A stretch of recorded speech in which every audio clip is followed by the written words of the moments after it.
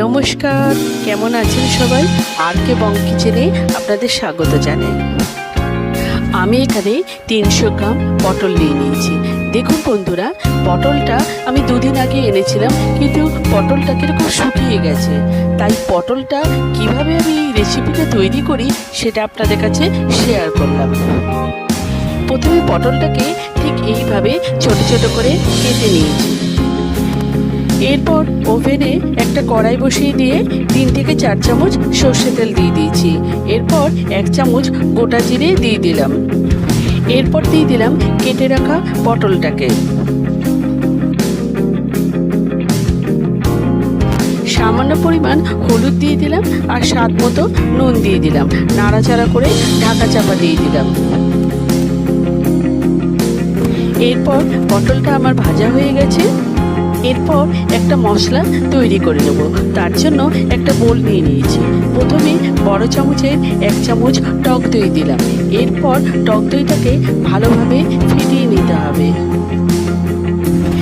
ফেটানো হয়ে যাওয়ার পর আমি এর মধ্যে 1 চামচ হলুদ গুঁড়ো দিয়ে দিলাম আর দিয়ে দিলাম 1 চামচ লঙ্কা গুঁড়ো। ঝালটা যেমন খাবেন সেরকম এখানে দিয়ে দেবেন। এরপর 1 চামচ জিরে গুঁড়ো দিলাম, 1 চামচ ধনে গুঁড়ো দিলাম। এরপর অল্প জল দিয়ে দিলাম, বেশি জল দেওয়ার দরকার নেই। এরপর মশলাগুলো ভালোভাবে মিশিয়ে নিতে হবে। এরপর আগে থেকে যে মশলাটা আমি করে রেখেছিলাম সেটা দিয়ে দিলাম। গ্যাসের ফ্লেম মিডিয়াম রাখতে হবে। এরপর মশলাটাকে ভালোভাবে পটলের সাথে মিশিয়ে নেব। আমার ভিডিও যদি আপনাদের ভালো লাগে তাহলে লাইক, শেয়ার অ্যান্ড সাবস্ক্রাইব করবেন। এরপর মশলাটা যে বাটিতে করেছিলাম সেই বাটিতে অল্প জল দিয়ে বাটিটা ধুয়ে দিয়ে দিলাম। এরপর দেখুন ঝোলটা অনেকটা শুকিয়ে গেছে। এরপর সামান্য পরিমাণ চিনি দিয়ে দিলাম। এরপর নাড়াচাড়া করে নিলাম। একই সাথে দেখে নিলাম যে পটলটা সিদ্ধ হয়ে গেছে কিনা।